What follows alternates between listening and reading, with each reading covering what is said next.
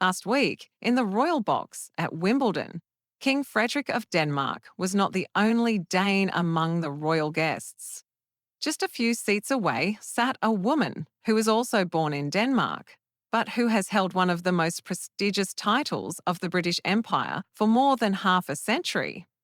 So who is this mysterious Danish lady who quietly took her place among the British royal family? It's Birgitte, the Duchess of Gloucester. And her story reads like a real-life fairy tale. Imagine this. An ordinary girl from the provincial town of Odense suddenly becomes one of the most influential women in the British Empire, carries out more than 5,000 official duties on behalf of the crown, and becomes a true pillar of the monarchy. But the most astonishing part of her story isn't just the dizzying rise of a Danish girl to royal heights. It's the heartbreaking event that changed the course of her life only 6 weeks after her wedding. In 1946, a daughter was born to Danish lawyer Asger Henriksen. No one could have imagined that little Eva van Deurs Henriksen would one day be sitting in the royal box at Wimbledon beside monarchs representing the British crown in the farthest corners of the world, and becoming one of the most devoted members of the royal family. Birgitte, as she became known later, grew up in a fairly well-off family. Her father was a successful attorney and her mother came from a noble family. After her parents divorced in 1966, she took her mother's last name, Van Deurs, which sounded more aristocratic. Birgitte's education matched her background. She attended a Swiss school for young ladies, then the Scandinavian Academy of International Fashion and Design in Copenhagen. But the real fairy tale began when she arrived in Cambridge to study languages. It was there, within the ancient walls of one of the world's most prestigious universities, that she met her prince, literally. Prince Richard, grandson of King George V and cousin of Queen Elizabeth II, was studying architecture, and the beautiful Dane was improving her English. They crossed paths in 1966, and a few years later the two were engaged. Prince Richard's parents, Prince Henry and Lady Alice Montagu, were absolutely thrilled with their son's choice. The wedding took place on the 8th of July 1973 at St Andrew's Church in Barnwell, and it truly was a storybook event.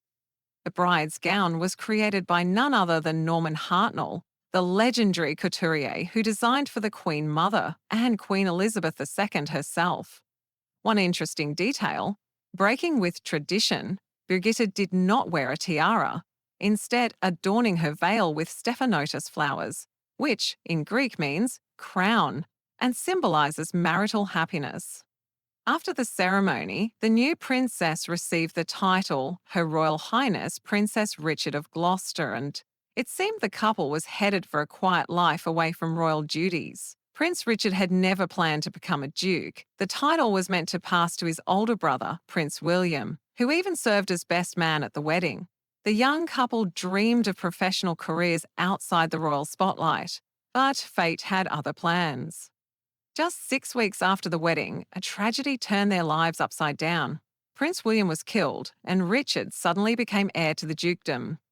1 year later, in 1974, when Birgitte was only 27, the girl from Odense officially became the Duchess of Gloucester, one of the most prestigious titles in British aristocracy.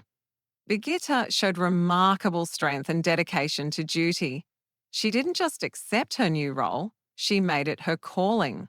Over the next 50 years, the Duchess became a patron of more than 60 charities. She worked with the National Asthma Campaign, the Children's Society, and followed in Princess Diana's footsteps as patron of the Royal Academy of Music. One role especially close to her heart has been with the Lawn Tennis Association, where she serves as honorary president. That's why the Duchess is frequently seen in the royal box at Wimbledon.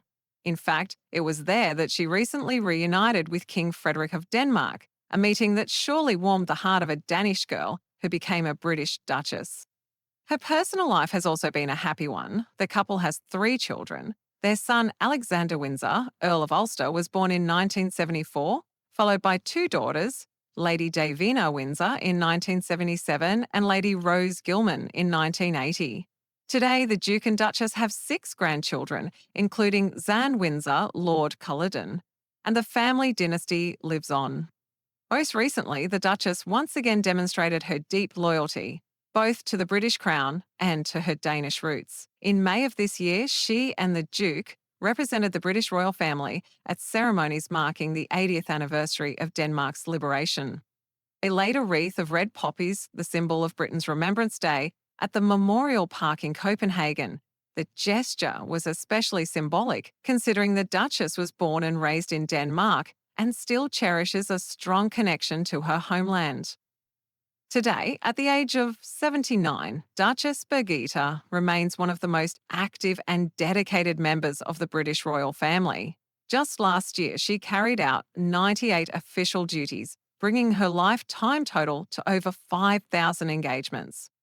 That's a truly astonishing figure, a testament to her incredible work ethic and sense of duty.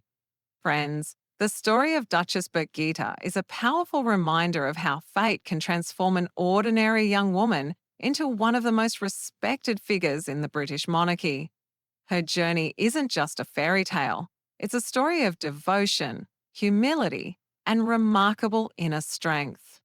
If you enjoyed this video, don't forget to hit the like button, subscribe to the channel, and share in the comments which royal story inspires you the most. Thank you for being with us. See you in the next episode.